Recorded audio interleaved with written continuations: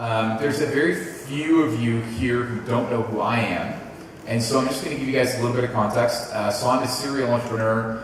Spring is my fourth company, and I've had the good fortune of working with a wide range of startups as well as ecosystems in the last 15 years.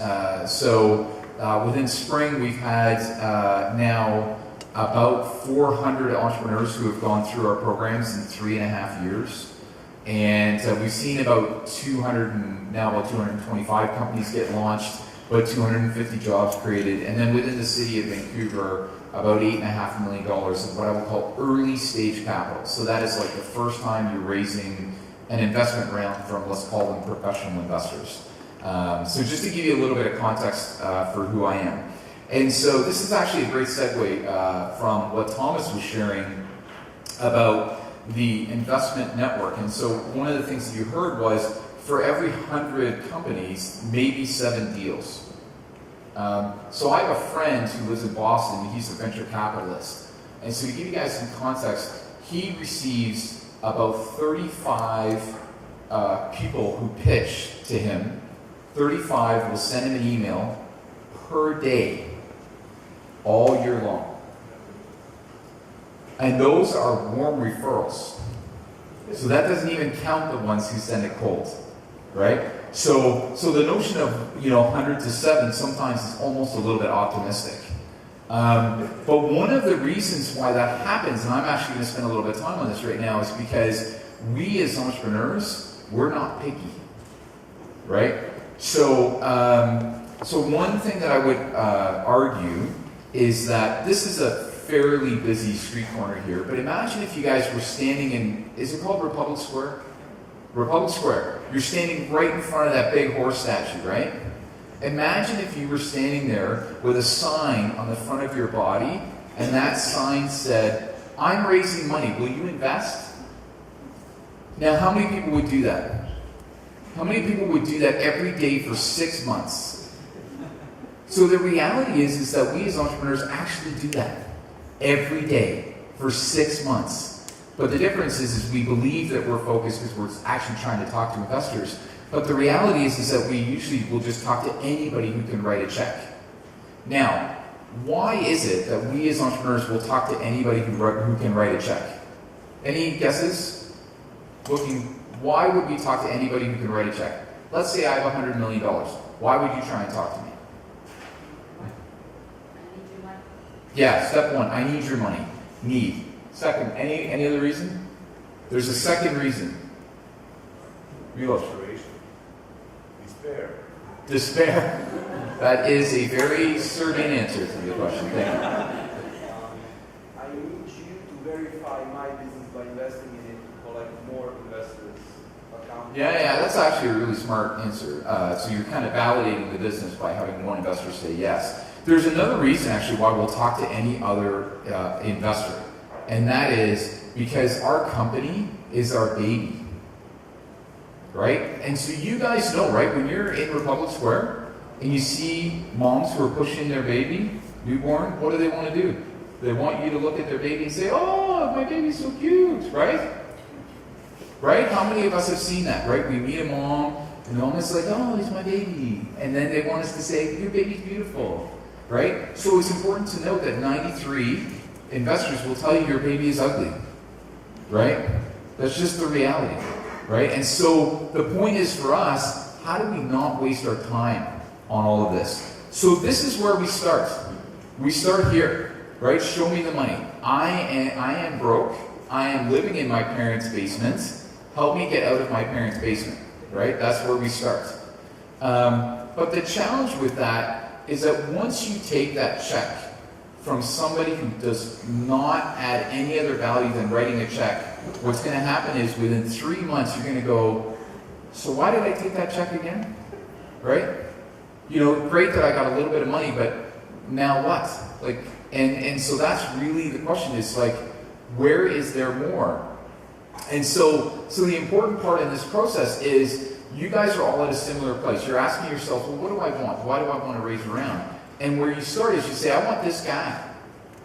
I want this mythical creature that's called an angel investor, right? And so when we look at that angel investor and we meet them, and then they write that check, then what we do is we say success, right? I'm trying to raise an investment round. So let's call it 200,000 euros, right? And so when that angel investor that we saw, when they say, you know what?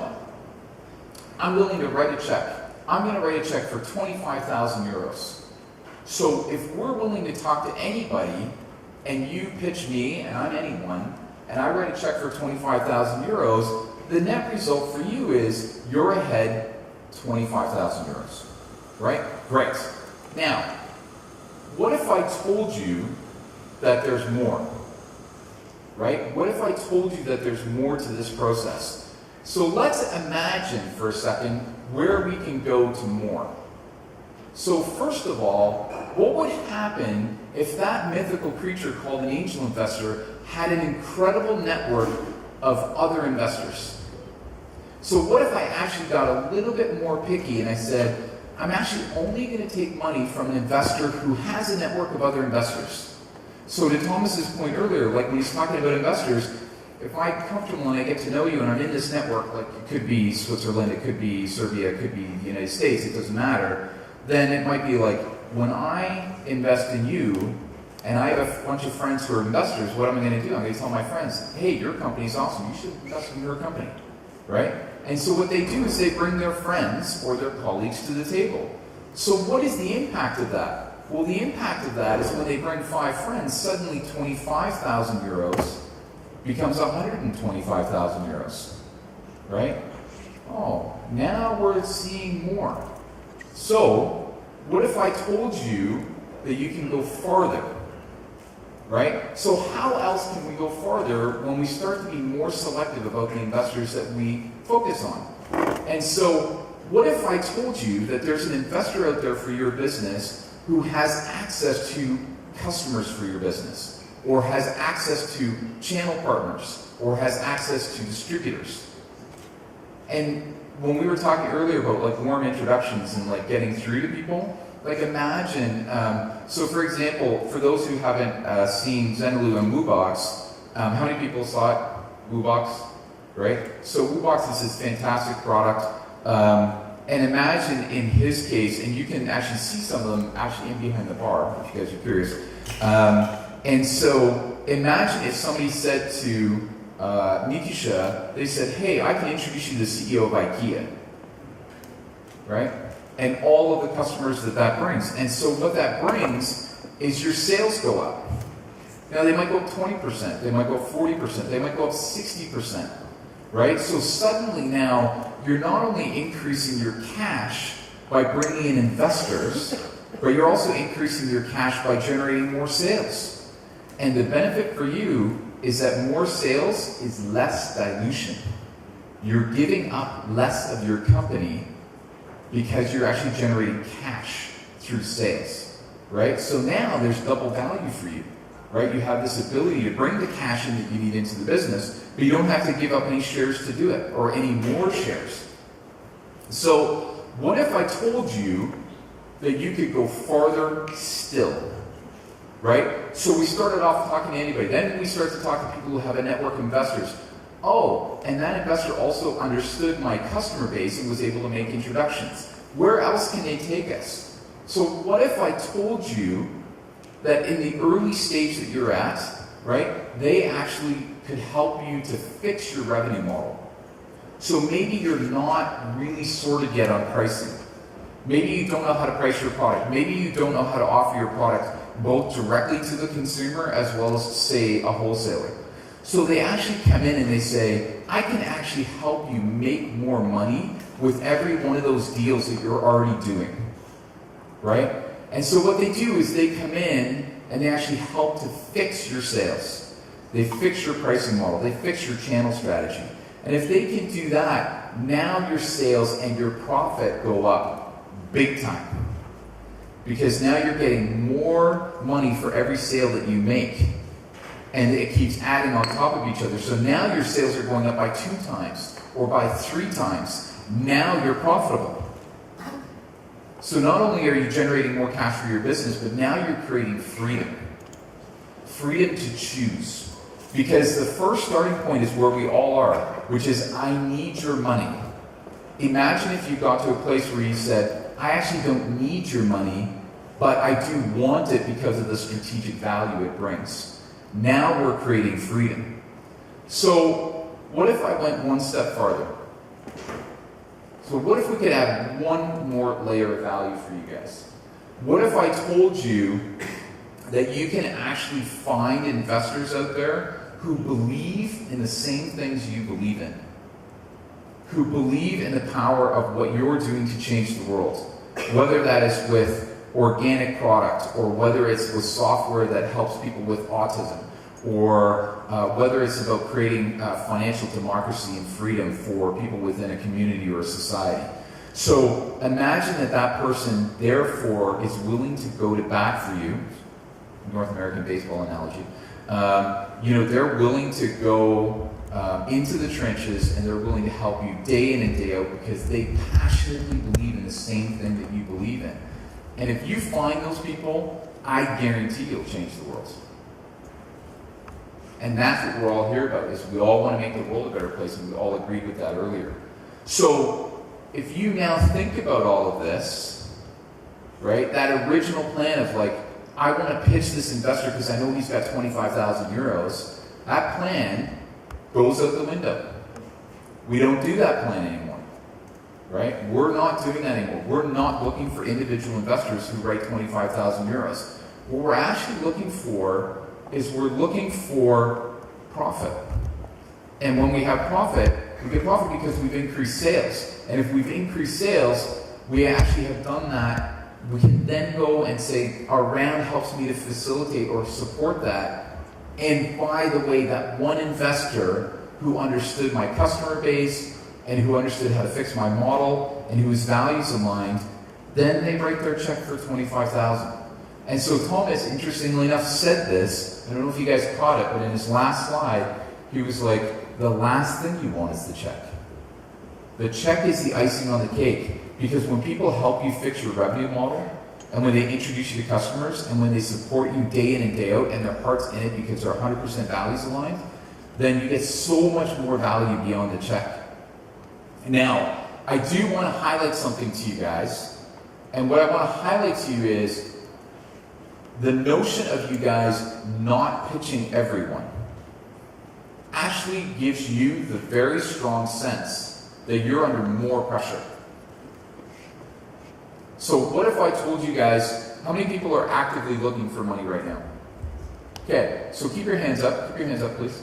Okay, so what if I told you guys that you now need to wait 6 weeks before you can actually talk to an investor? Because you need to find all of the ideal investors first. How would you feel? Thank you. Thank you, thank you, thank you. How would you feel? Okay. You'd be patient. You guys are fantastic. Vancouver crowd would come out of their seats at me. It was great. But it is important to know that while you're patient, it creates pressure. And so I do want to highlight that there are ways, and there's more than one way, for you guys to try and release the pressure on you so you can be patient and you can have this sense of abundance as you're going through to look for these ideal investors. And there's a few ways that we do that. First, I'm going to highlight what I said earlier. You guys are amazing at bootstrapping. So bootstrap. The more sales that you generate, when we're talking about ideal investors and investors in general, the number one way that I believe in you is I say, can I trust you with my money? And the first way that I know I can trust you with my money is if you're creating your own independence by generating sales and trying to get to break even or profitability. That gives me tremendous confidence to write that check, right? So always, always, always sales first. Now, I have heard that there are different types of funding that's available. I heard about I think it's a government innovation grant, right? And so it's really interesting, right? Like we do really need to, as entrepreneurs, we need to be diligent and aggressive and flexible about like different types of funding. And some government funding options I think are a good example of that. Anybody here from Erste Bank? Anybody an employee of Erste Bank? Awesome. You're a happy customer. Happy customer collaborator. Erste Bank is one of the supporters. You guys would see them on the partner list for this event. And Erste Bank has been working on a microfinance program, a microloan program. And so now suddenly that's maybe a potential option for you, right? And that could be a few thousand euros. Crowdfunding, you know what? You guys are really early in crowdfunding. You guys want to hear the stat? How much money, anybody know how much money was raised in crowdfunding globally last year, 2016? Any guesses? 2 billion. How much? 2 billion. 2 billion. 62 billion. $62 billion was raised in crowdfunding last year.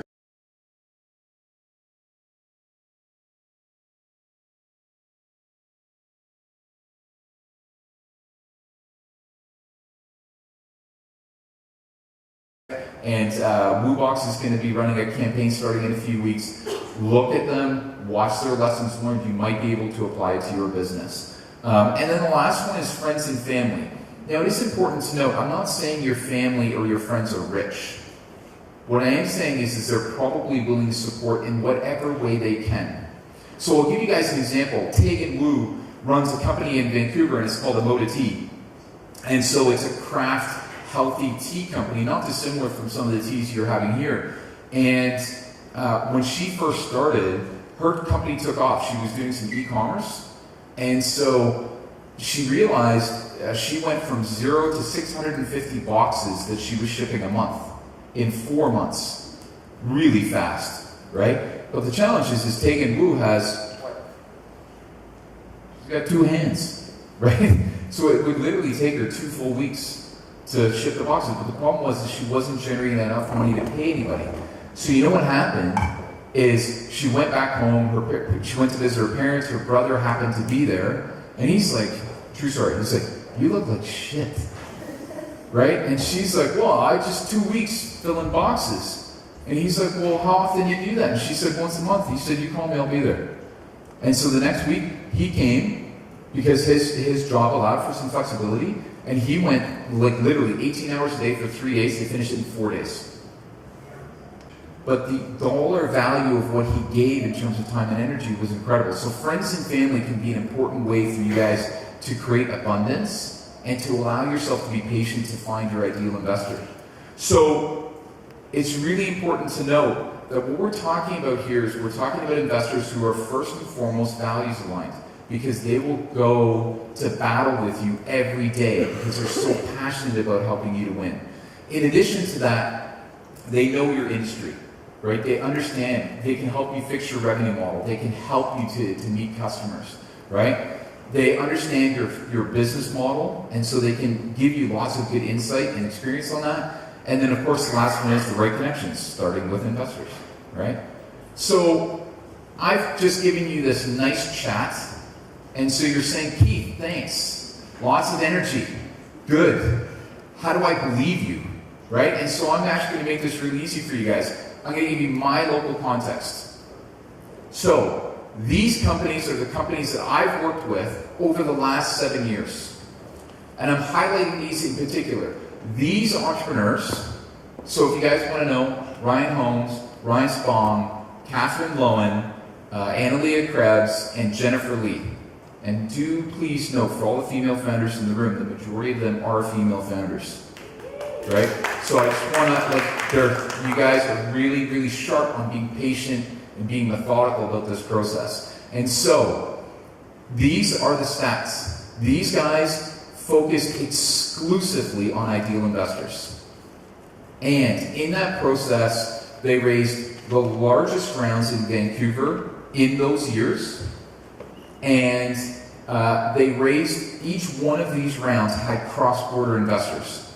Now, in this context, cross-border could have meant across provinces or across into the US, and in a handful of cases into Europe and Asia as well. So I'm going to give you guys one inspirational example from this. Catherine Lowen, CEO of Control, a Vancouver-based company. It's a mobile payment management platform. So anybody doing e-commerce? Okay, so for you e-commerce guys, I guarantee within 2 years you're going to be using Control's platform to help you manage mobile payments around the world, right? That's what she does. And she was very diligent, and when she went out to the marketplace, she was telling everybody, this is what I'm looking for. I need investors who fit this criteria. And so at the end of that process, she had a fantastic profile, and everybody knew what her ideal investor was. So, you guys want the best trick to close your investment round? Go on vacation. Because investors are terrible. They'll always call you when you're on vacation to say, I'm ready to write that check. And you're like, oh, I'm at the beach, right? And so in Catherine's case, she hadn't been on vacation in 4 years. And so she said, to heck with it, I'm going on vacation. She went to Bali, right? So she's in Indonesia, and she brings her laptop and her mobile phone because she knows some investor's going to call, right? So what happens? She comes back from the beach, and she opens up her laptop, and there's this email, and the guy said, hey, my name's Sunny, and I live in Singapore, and I'm a serial angel investor, and this is my profiles on LinkedIn and AngelList, and I only invest in mobile payment platform companies. I invest primarily in North America, and I only invest in companies that have global reach. You sound like you're a perfect fit. I'd love to chat. So Catherine was like, yes, that sounds like my ideal investor, but I should talk to him first. So she sends an email back, and she says, hey, Sonny, thanks for reaching out. I happen to be in Bali right now, which is time zone convenient to Singapore. Here's a couple of dates and times that work. Let me know what works for you. She punches send. 5 minutes later, bloop, there's an email in her inbox. It's from Sunny. She clicks on it. Sunny says, you're in Bali? So am I. They had lunch the next day. True story. 2 weeks later, check in bank. 100 grand. Right? Now, I would love for all of us to experience that. And so I know, please do not book a trip to Bali. I mean, unless you really want to go. But the point is that when you're explicit about who is right and who is wrong, the ones that are right will find you, and you will find them, right? And so, I'm not just telling you this. Look at these companies. They're living proof. Largest rounds, highest valuations, cross-border deals. If you focus on your ideal investor, you have the highest probability of finding the right round. And so, with that in mind, just know, what if I told you there's more than 25,000 euros? Okay, thank you.